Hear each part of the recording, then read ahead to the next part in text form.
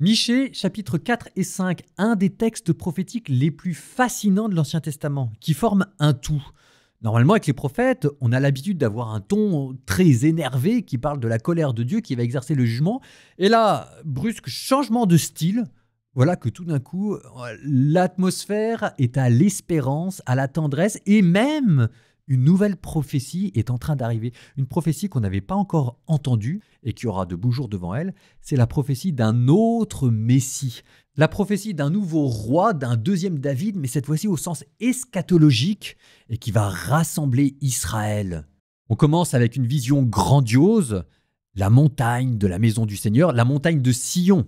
Sion, c'est la montagne qu'il y a à Jérusalem, qui sera établie au sommet des montagnes.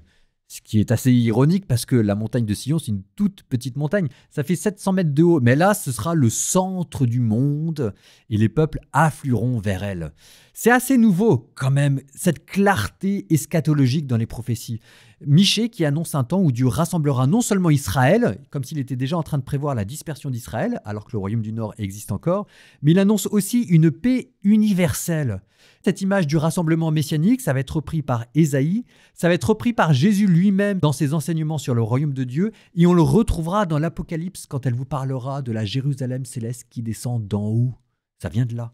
Et Michée s'arrête pas là. Ensuite émerge une figure messianique royale.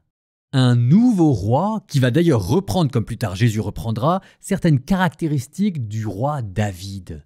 Par exemple, vous entendrez verset 6, « Je réunirai les égarés et celles que j'avais maltraitées, des boiteuses, je ferai le reste d'Israël. » Ça vous rappelle que la troupe de David était composée de brigands, de hors-la-loi, de déclassés, et que c'est à partir de là que Dieu va recréer son peuple. Mais ça annonce aussi Jésus, qui réunit les brebis perdues de la maison d'Israël et qui prend soin des pécheurs boiteux et des estropiés.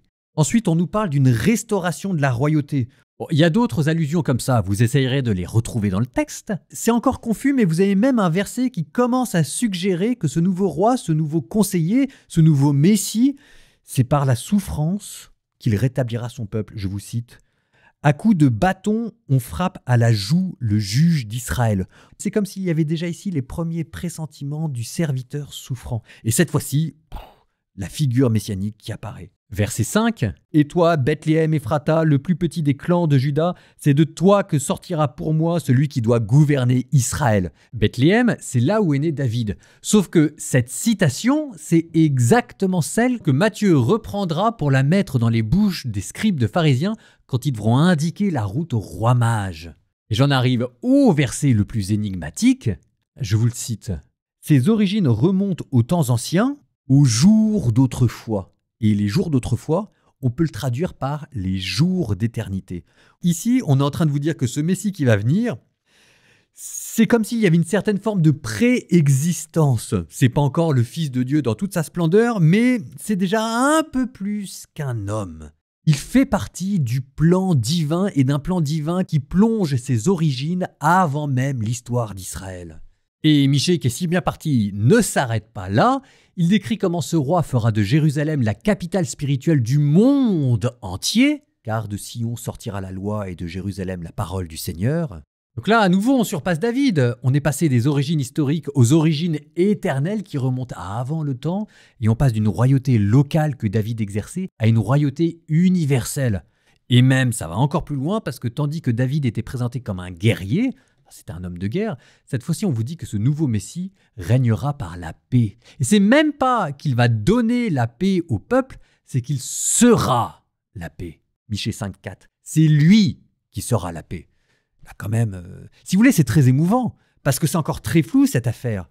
Mais vous êtes en train de voir poindre les toutes premières prophéties annonçant la venue d'un Messie.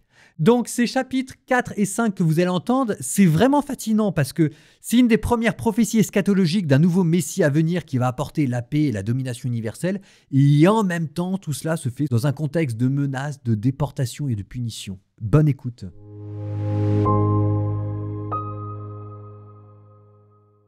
Il arrivera dans les derniers jours que la montagne de la maison du Seigneur se tiendra plus haut que les monts. Elle s'élèvera au-dessus des collines. Vers elle afflueront des peuples et viendront des nations nombreuses.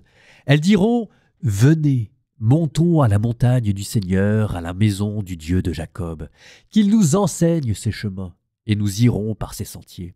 Oui, la loi sortira de Sion et de Jérusalem, la parole du Seigneur. Il sera le juge entre des peuples nombreux et jusqu'au lointain, l'arbitre de nations puissantes. De leur épée, ils forgeront des socs et de leur lance des faucilles. Jamais nation contre nation ne lèvera l'épée. Ils n'apprendront plus la guerre. Chacun pourra s'asseoir sous sa vigne et son figuier, et personne pour l'inquiéter. La bouche du Seigneur de l'univers a parlé. Oui, tous les peuples marchent, chacun au nom de son Dieu, mais nous marchons au nom du Seigneur, notre Dieu, pour toujours et à jamais. Ce jour-là, oracle du Seigneur, je rassemblerai les brebis boiteuses, je réunirai les égarées et celles que j'avais maltraitées. Des boiteuses, je ferai le reste d'Israël. De celles qui sont mises à l'écart, une nation puissante. Le Seigneur régnera sur eux à la montagne de Sion, dès maintenant et à jamais. Et toi, tour du troupeau, Ophel de la fille de Sion, à toi va revenir la souveraineté d'antan, la royauté de la fille de Jérusalem. Maintenant, pourquoi pousses-tu de tels cris?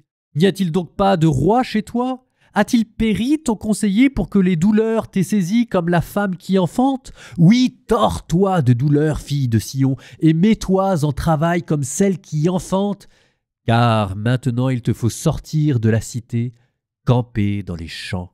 Puis tu iras jusqu'à Babel, et c'est là que tu seras délivré. C'est là que le Seigneur te rachètera de la main de tes ennemis.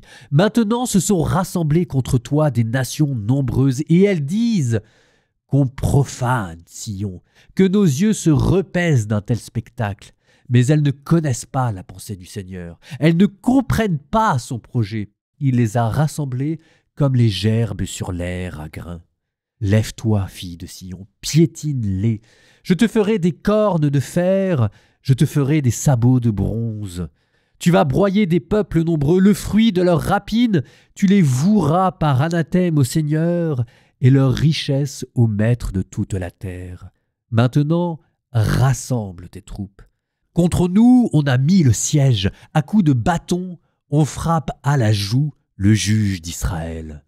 Et toi, Bethléem Ephrata, le plus petit des clans de Juda, c'est de toi que sortira pour moi celui qui doit gouverner Israël. Ses origines remontent aux temps anciens, aux jours d'autrefois. Mais Dieu livrera son peuple jusqu'au jour où enfantera celle qui doit enfanter, et ceux de ses frères qui resteront rejoindront les fils d'Israël. Il se dressera, et il sera leur berger par la puissance du Seigneur, par la majesté du nom du Seigneur son Dieu. Ils habiteront en sécurité, car désormais il sera grand jusqu'au lointain de la terre, et lui-même il sera la paix. Alors, si Assour envahissait notre pays, s'il foulait aux pieds nos palais, nous susciterions contre lui 7 pasteurs et 8 meneurs d'hommes. Ils seraient les bergers de la terre d'Assour avec l'épée, de la terre de Nimrod avec le glaive. Car lui nous délivrerait d'Assour, si Assour venait à entrer sur notre terre, à fouler notre territoire.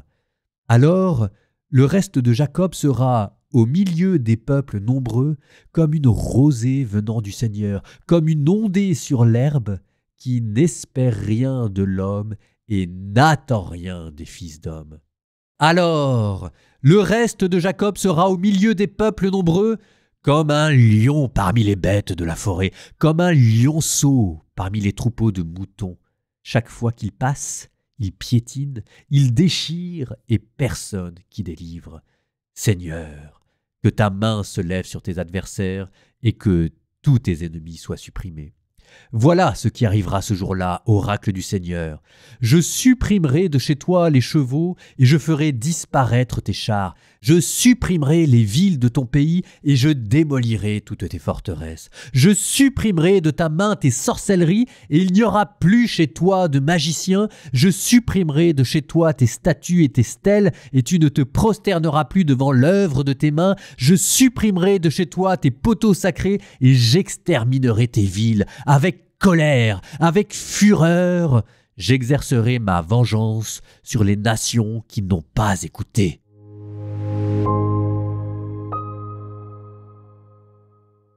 Alors, ces prophéties messianiques, ça vous a plu? Bon, en attendant, vous en parlez pas trop vite parce que c'était peut-être juste au détour d'une phrase, mais c'est aussi dans ces chapitres que vous aviez les premières annonces de la déportation à Babylone. Ce qui est assez étonnant parce qu'on est encore au temps de l'apogée de la Syrie. Mais Michée commence à dire « Puis toi, Judas, tu iras jusqu'à Babel, Babylone, et c'est là que tu seras délivré. » C'est-à-dire que là, quand même, avant que ce Messie arrive, il va peut-être falloir humilier Israël pour qu'il abandonne absolument tous ses devins, ses sorciers, etc. et que là, il retourne vers Dieu.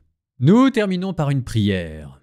Au nom du Père et du Fils et du Saint-Esprit, Amen. Jésus, tu es cette promesse faite par le prophète Michée, tu es cette promesse accomplie. C'est toi dont l'origine remonte au jour d'éternité. C'est toi qui es notre paix, c'est toi qui es notre restauration.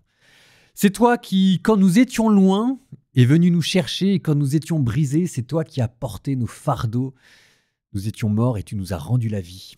Seigneur, nous proclamons que tu es le Christ annoncé, que c'est toi le Messie promis, non seulement le roi des nations pour Israël aux temps anciens, mais encore ce roi qui aujourd'hui encore règne non seulement dans nos cœurs, mais est appelé à régner dans l'univers. Sans toi, il n'y aura pas de paix. Sans toi, il n'y aura pas de rassemblement. Seigneur, règne dans nos cœurs, règne dans nos pays. C'est toi le roi de gloire. À toi la puissance, Seigneur. Louange à toi.